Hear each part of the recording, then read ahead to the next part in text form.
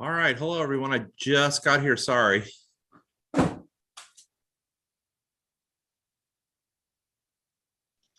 Hey, Kent, you haven't missed anything. That's okay. We're, all operating under having to jiggle schedules for this. So thanks for being here.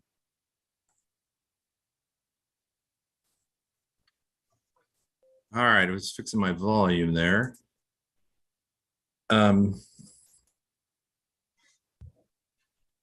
One second, and I will.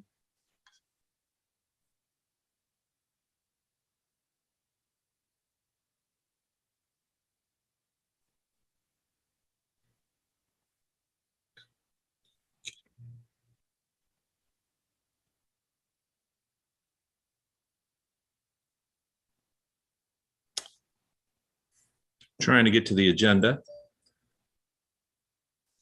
Can you guys hear me? Yes. All right.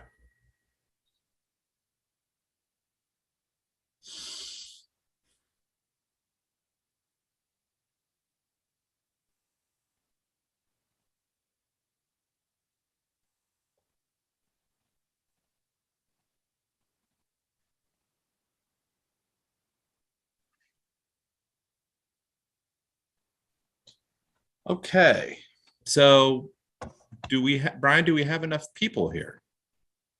I think so right now. I mean, we've got, we've just got Jacqueline, you, and then Owen. So I think we're gonna need more than that. Yeah, I think we need 3 to actually carry out a meeting, right? We do. And I don't know, is Wayne planning on being here for this? Well, I have no idea.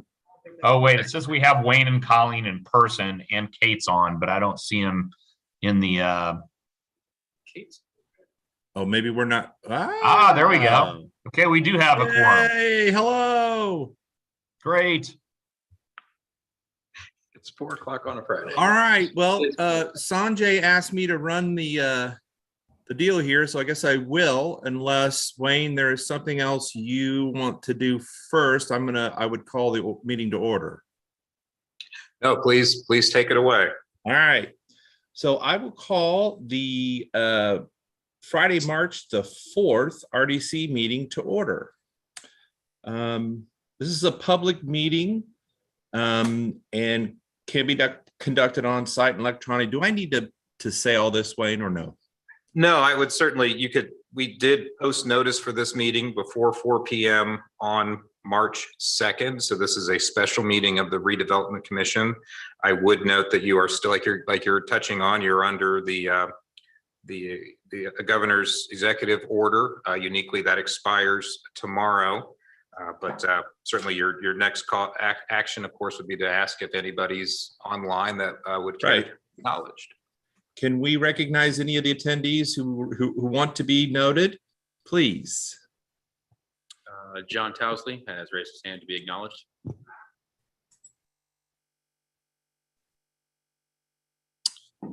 All right. If no one else wants to be notified or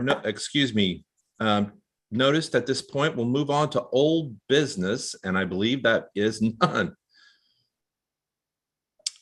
And we will. Is there anything else about old business that we need to take care of? All right. New business. We're going to consider the validity and necessity of right of first offer purchase option with respects to the Dow option property. So I actually read what Brian sent along. And if I read it correctly, I believe that it states that the RDC or the town of Zionsville nor 101 own the property, and our agreement may be in question. Brian, would you like to take it from there? Is that correct? Sure. So for the record, what I forwarded to the board was legal advice with respect to certain nuances, but for the record, I'll go ahead and establish for the record the issue. It is a very technical legal issue. And in fact, you really have to read the document several times before you can really understand what may or may not have been done back in 2014. So let me kind of set the table. So the issue is, as many of you know, the Creekside office park, and then the property immediately south of it that everybody, I think, still today kind of refers to it as the Lids property, even though it was bought by Group 1001 and they currently, operate from that building. All of that property was bought from Dow Chemical.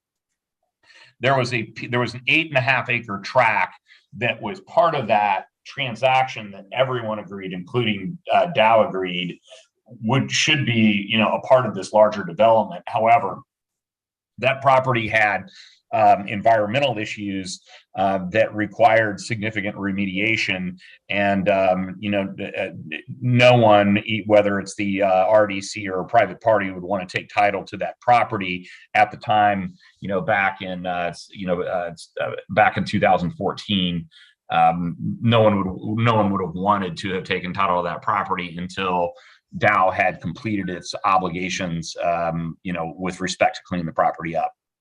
So Dow granted the original master developer, which is an entity controlled by Paul Kite, an option for the property. Simultaneously, the portion that option was then assigned to the RDC, because it was the party's intent that the RDC would kind of control or at least have a say in the development of that option parcel.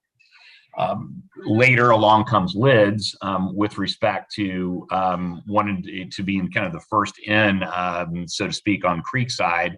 And since this 8.5 acre parcel is adjacent to the Lids property, Lids wanted that property for expansion, so they took an assignment of the RDC's rights. So, we have been operating for several years on the premise that really the RDC doesn't have a dog in the fight with respect to the option parcel, because whatever rights the RDC had in the option parcel had been assigned in connection with the, I believe it's the 2015 transaction with Lids.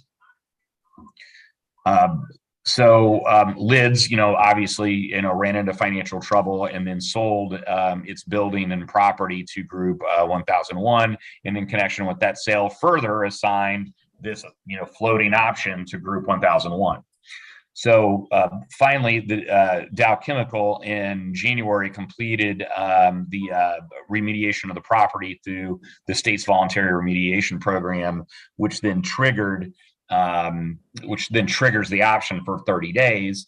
And Wayne and I tried to facilitate that through all the various parties and the assignments, because over the years, quite frankly, everybody that's kind of in this chain of assignments might not have done the best job of notifying everyone who had the ultimate right. So a couple of weeks ago, Wayne and I had made it very clear on behalf of the RDC that those rights had been assigned away a long time ago. So, and Group 1001 exercised the option, and they do want to buy the 8.5 acres for purposes of expanding the facility. So we thought the story was over until Tuesday morning. The irony of all ironies, I get a phone call from Group 1001's attorney, and he said, "Brian, I think we need you to take a look at the title to the option property." Like, okay, I don't know. We don't really have a dog in this fight because we don't have the right to purchase the property. And he goes, well, because I don't know what he very nice about it. He goes, I don't really know what your rights are. That's why I need you to take a look at it. So he forwarded along 2 memorandum of options that were in favor of the RDC that were granted by Lids in connection with the original Lids transaction. These documents are not linked to the Lids purchase agreement. They're not linked to the Lids option assignment. They're just kind of these standalone documents that were recorded against the title to the 8.5 acres. And they purportedly give the RDC the right to purchase the property or repurchase the property if Lids exercises the option and then fails to construct a 60,000 square foot building on the 8.5 acres, or decides to try to sell the property to a third party. These are very strange documents. We've looked at it at Ice Miller, and we're not sure how two parties can agree to or grant options in property that neither party owns. That'd be a real interesting question under Indiana law, or probably the law of any state, quite frankly. At best, they're executory contracts. I don't know what a court would think of these rights. I'm sure what the intent was at the time was to make sure that, you know, if Lids exercises these options, that the RDC still had some sort of control mechanism, and maybe it was granted at the time with the folks that were on the RDC and that were being advised by different counsel. You know, that, you know, it was kind of designed as a tripwire, you know, so the RDC would have, you know, some say if the option was exercised in such a fashion to where Lids was going to exercise it and then sell it off to a third party developer that was going to, you know, put I don't know, something that wouldn't be good for the community, maybe. But they're very odd documents. And then furthermore, you know, so then further into what these documents may or may not mean. The options, these two options, were not assigned to Group 1001 by Lids when Lids sold the building.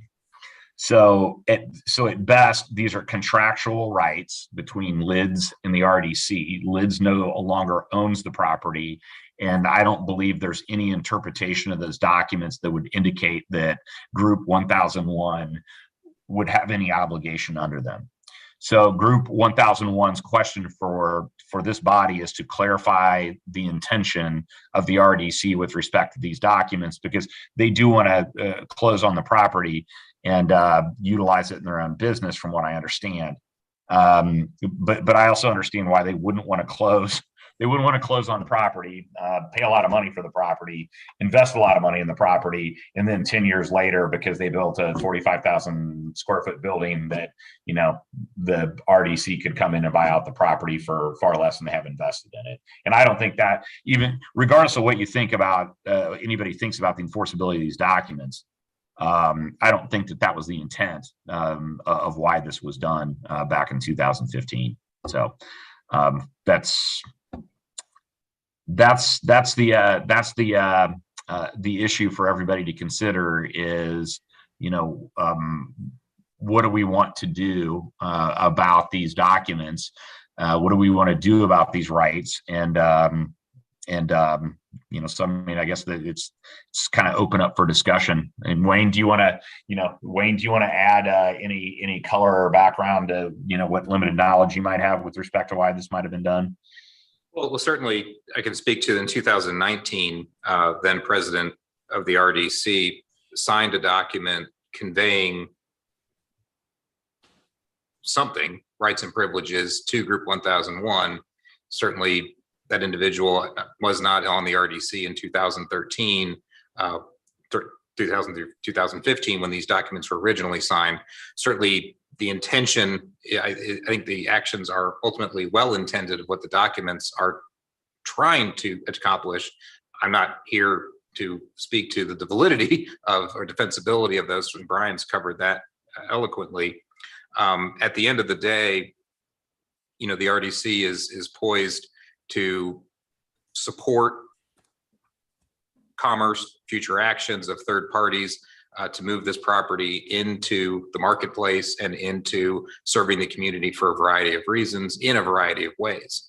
And if that is going to happen on its own without the RDC's involvement, seems logical to let the market move forward in that manner. Okay, so I'm going to jump in here and ask, try and figure out what we're doing here. So 101 wants to be able to buy the property. They're not sure that the current contract that they are under really they don't want to be held to that in case they decide to do something better, different than what's in the contractual agreement currently. And do we need to talk to Dow about any of this? Because they still own the property, right? And Ed 101 has already reached out to Dow and started some type of process of buying the property. Yes, Brian, or no? Yeah, Dow wants to sell them the property. I don't know if Dow knows about these two rights of first offer. And quite frankly, if Dow knew about these other two rights of first offer, I probably would have gotten a rather angry phone call from Dow's attorneys because they did not consent to this. I'm not sure they know about it. Again, I don't know how one could record options with respect to property that neither party that's signatory to the document owns. So then I guess from the RDC's point of view is we really don't have any rights, and we would like, as Wayne said, let them move forward as they want to move forward. Is there what do we need to do, Brian, to let that happen if that's exactly what we're talking about here?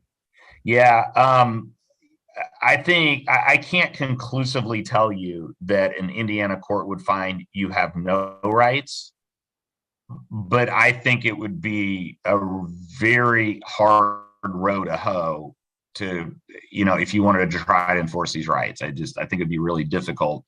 Do we need to sign off if this is what we want to do? And Wayne, please speak up when you think if the question has an answer to it. Does the RDC want to even worry about the rights, or do we need to sign off on letting 101 do what they want to do? Is that what they want? Yeah.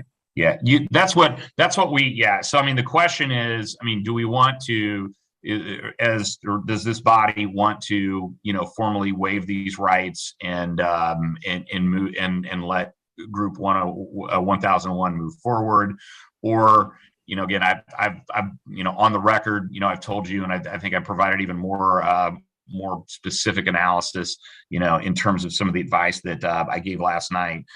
It's just, it would, if you wanted to enforce these rights, it would be difficult. But I'll also say that let's assume the rights are enforceable, okay, and that we can make a colorable argument and a court would agree.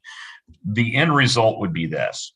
It would be, you would make the option to purchase essentially unmarketable, because no one who is rational is going to buy into the option, this option parcel, spend a couple $1 million on the property, then invest significant sums in improvements if the property can be bought out from them in 10 years. Right. So I think that probably what this was intended to do is actually to have this meeting, to decide, what does the RDC think, about an end user when this event occurred sometime, in the future, when no one could really anticipate what may or may not happen with the option. So that's one outcome. The other outcome, I think, so if somebody's not going to exercise the option, in this case, Group 1001, if these rights have any validity, then you don't have any control over the property, because then the option is unexercised and Dow puts a for sale sign on the property in the next 2 weeks and they can sell it to anybody. Okay. So yeah. So I will ask Jacqueline or Kate if you guys have any questions or you need some clarity on what we're doing.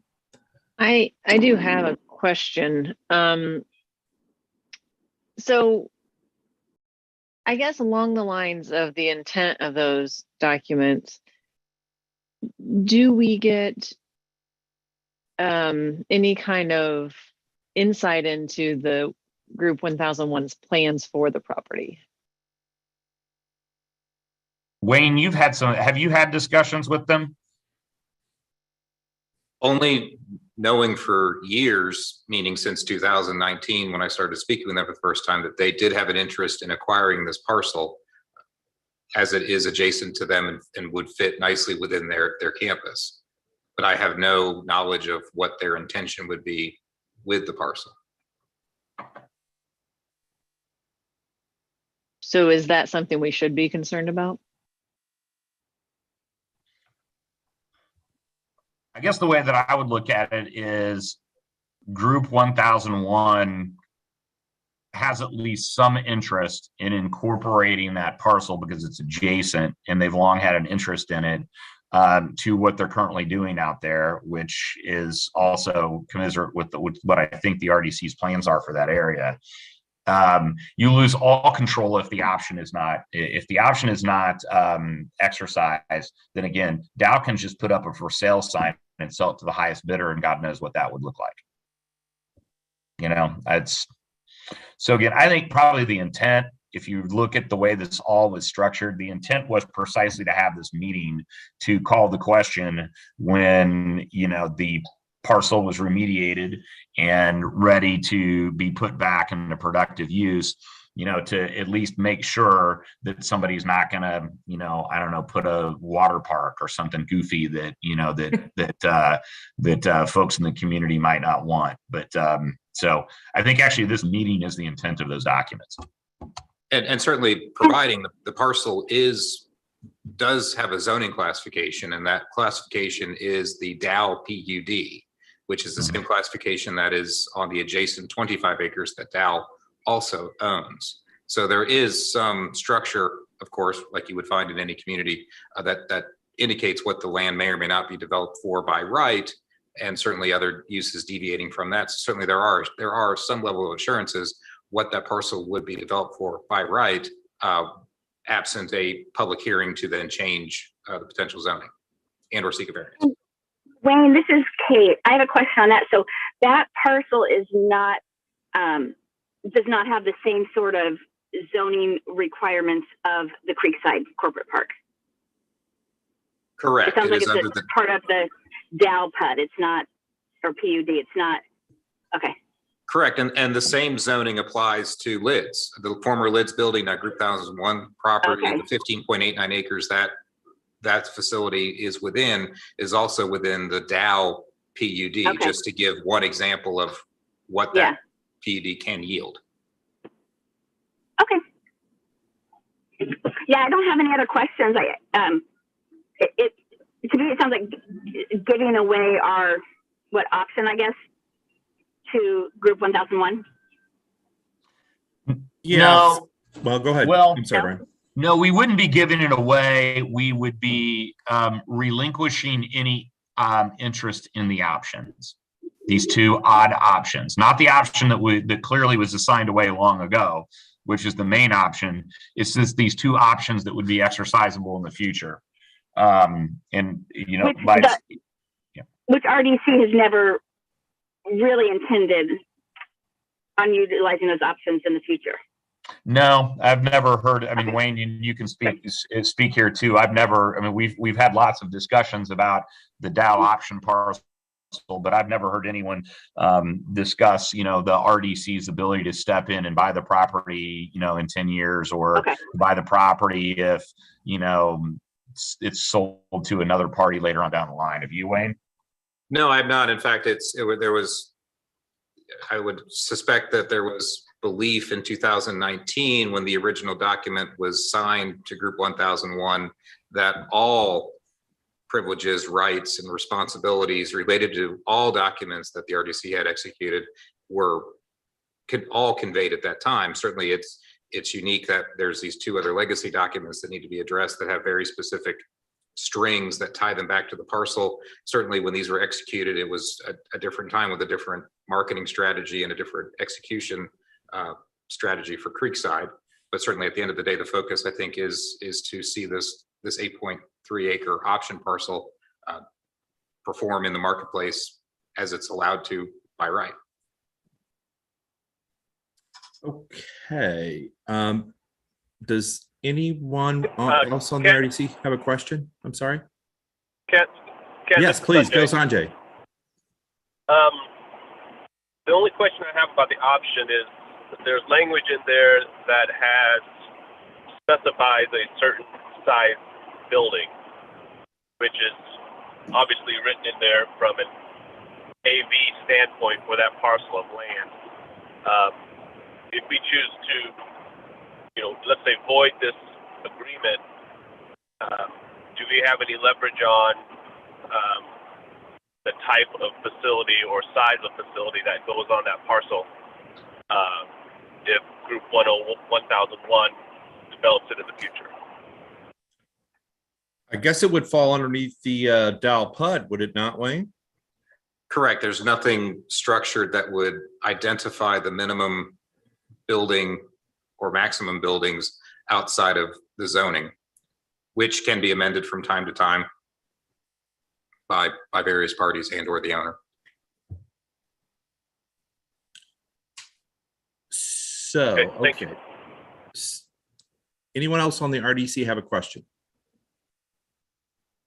So I guess at this point, if nobody else does have a question, I would ask Wayne what you guys, I'm assuming that you guys have talked about this, and your recommendation would be that we move forward with kind of rescinding our rights. Is that where we're kind of at? Said that we're waiving any rights that we may or may not have. Because Okay. again, I think there is a pretty significant question on what any of this means. Right. So, for everyone else out there, we just have to, the only recourse that the town would have would be the PUD that's currently on that particular property, and the RDC would waive our rights. And I guess that's what we're going to look for in a motion here. Does anyone want to discuss that further as far as the RDC is concerned? I guess I just like to say, I think that we're all operating under the assumption that the Group 1001 would purchase it and move forward with a beneficial building for Zionsville. We're always hopeful. Yeah. So with that, I will move to waive the RDC's rights. We have a motion on the floor. Second. I'm sorry, someone seconded, but I'm not sure. Colleen. Okay, thank you, Colleen. All right, we have a motion and a second. Wayne, would you like to take a vote, please? Certainly we do a roll call vote. Ms. Swanson, Yes. Ms. Spillane, Yes. Ms. Hiddle, Yes. Mr. Ezra, Yes. Mr. Patel. Yes. All right. Next order of business will be to consider the developer's proposed timeline presented at our last meeting on the 28th for the Pittman Farms TIF request. Wayne, would you like to set the table here, please? Certainly, and honestly, with these next two items on the agenda, staff is presenting these merely because we had the opportunity and you all are here. That said, as you recall from Monday evening's meeting, the developer in their PowerPoint presentation provided to you a timeline which they would strive to meet, which announced the March 28th RDC meeting as the moment where the first of 4 steps would be undertaken related to the consideration of a declaratory resolution, as well as in tandem with the first of a series of steps related to the potential of a bond issuance regarding what is titled as phase 1 in that packet of information that was provided to you. And certainly staff would find it advantageous to have a discussion about that timeline that was presented. Is it the RDC's expectation to be provided that information on the 28th? Certainly the parties that facilitate that information is Crow, your financial advisor, as well as the legal team of Vice Miller. So they would be the ones working on these documents, and the financial side of the document. Staff is certainly happy to articulate that process and manage that process, but certainly thought it would behoove the organization of this entire structure to indicate, is your expectation to have more information brought to you to consider prior to kicking off the process, or are you expectation is to kick off the process on March 28th and have these documents presented to you for consideration? I would prefer the former. Which is have more information. Yes, more information first, because there was something that he mentioned on Monday's meeting around funding the bond for the TIF, which was said quickly, and I'm not sure that I followed it all. Yeah, I would agree. Sometimes that can get past me really quickly too. And then I think there was another issue possibly about the second half of the bond. So I guess what I would suggest that we do, Wayne, is request, detailed information so that we can all look it over, make sure that it's good. If there is some way that we can do that before the next meeting, I guess I'm all for at least considering it. We don't have to, approve it or anything at that point anyway. But if it needs to move to April, it needs to move to April. I think that, again, we need as much information as we can exactly about what Pittman Group wants to do. And if that works out in such a way that we can put it on the schedule on March 28th, so be it. Otherwise, it's April. So are you guys, this is Kate, are you guys saying that you would want information like via documents or information by way of a meeting before March 28th? Just documents is what I'm suggesting. Documents so that Wayne and staff can go over that, and Brian, and maybe disseminate that out to us so that we can take a look at it. And if that process progresses in a manner in which we can get them on the schedule for March 28th, then that's great. Otherwise, it'd have to go to April. Is that sound right, Wayne? Oh, most certainly. And we look to schedule a teaming call. It could be the week of the 7th. I know there's some couple of things also on the calendar, but if nothing else, it'll fall to that following week. But certainly including RDC leadership in those teaming calls, and certainly gathering more and more information for you. Certainly as you work through the documents and working towards that but-for test, certainly your legal counsel will be talking about that as you make those decisions about setting up the EDA and the structure of that EDA. And then certainly from there in tandem can be the consideration of the bond issuance, which both of those are multiple steps through multiple bodies with the town. So it's not something that happens in one moment in one meeting. So Wayne, I think just for go ahead, Sanjay. I'm sorry. just for clarification for those who may not have been involved in development of the EDA is step one of the process, which allows us to then move forward with the TIF and the bonds. So, we have some information from Pittman Farms, but we as a group need to, one, decide if we want to make that an EDA to start with, which would be the first step of then pursuing bonds for that project. And Dwayne, you can probably articulate that a little better than I did. And before you do that, I do have a quick question. In that EDA, are we able to include the parcel west corner as well? Sanjay, you broke out there a second. Say that again, please. Are we able to include the parcel north of Sycamore, at the northwest corner of 421 and Sycamore? Sanjay, that's a great question, and certainly would turn to Brian Chris here in a moment. But yes, the EDA can be parcels that are beyond the boundaries of the Pittman project. So the EDA can be much larger, different shape, can be the dimensions that are listed by parcel number. And certainly, and to clarify a point that Sanjay was getting at, is every EDA that I'm aware of that you have set up, and yes, I was not with the town when the original TIF was structured in 1998 for the original TIF. All other TIFs and EDAs have been set up, and then the bond issuance occurs at a later date. The request in front of you, at least as articulated by Pittman Scannell Partners, is to structure a TIF creation, EDA creation, and a bond issuance all in one particular meeting with this redevelopment commission.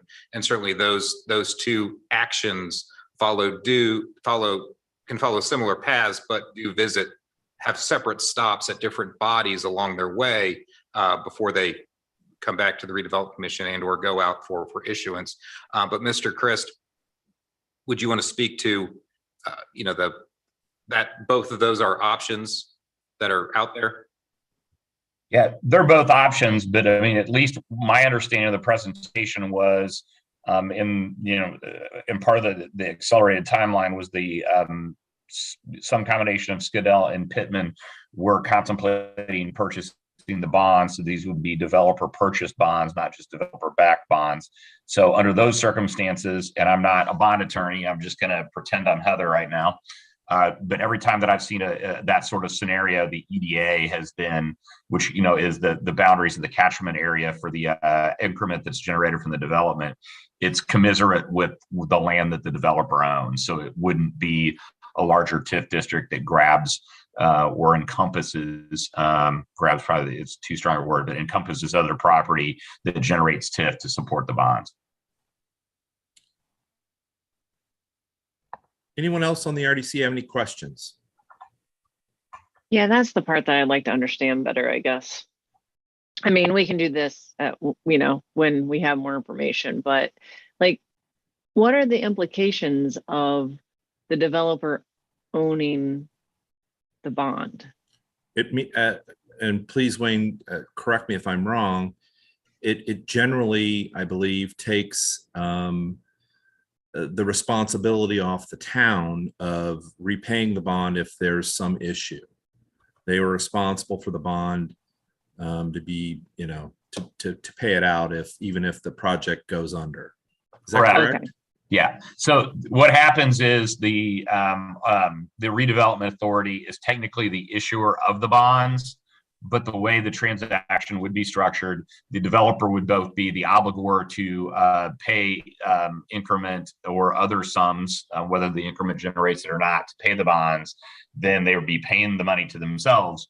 So if there's a default, it doesn't really, the issuer, in this case, the RDA, would have no responsibility with respect to that type of default, and it would be all on the developer. So it's the structuring is arcane, but the net the way the market views that sort of bond is it's not an obligation of the town, the RDA or the RDC.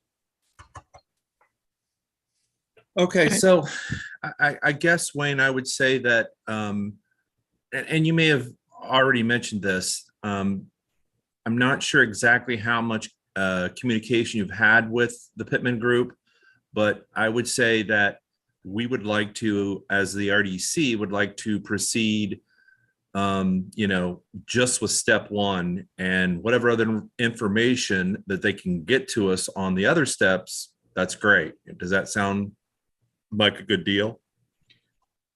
So when we say proceed with step one, I mean, the EDA is the first part of putting everything else together that we need to. And not structuring a bond issuance in tandem. I don't feel that the board is ready to move beyond step one yet.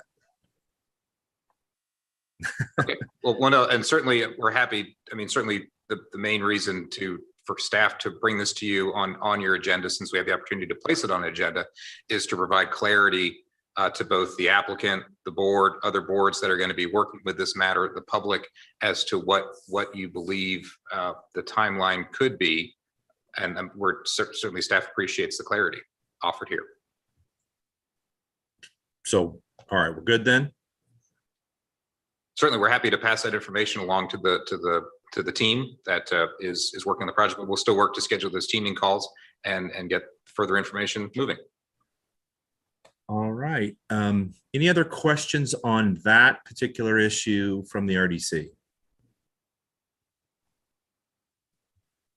All right. Last item is, as I see it, is other business. Is there any other business that we need to take care of, Wayne? Yeah, just very, very quickly, staff is super appreciative of the opportunity to work with LoopNet on our website presence for Creekside. We did discover an additional benefit of working with them that would raise the cost of that agreement to $948 over a 12-month period and not the $711 as we originally stipulated or identified and you approved. And so what staff is here asking if the board would support increasing that spend over a 12-month period to $948. Okay, so I'm assuming then we need to have a motion and vote on that. That'd be staff suggestion, yes.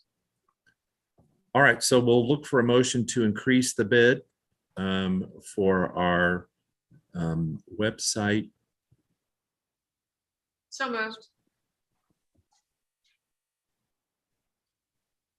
I'll second. Second. All right, we have a motion and a second. Wayne, would you like to take a roll call? Roll call, certainly. Ms. Swanson,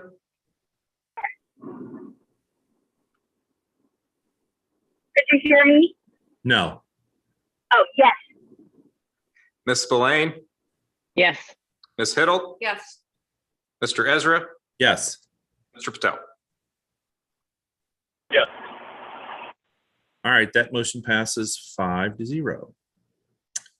All right, any other business that we need to take care of today?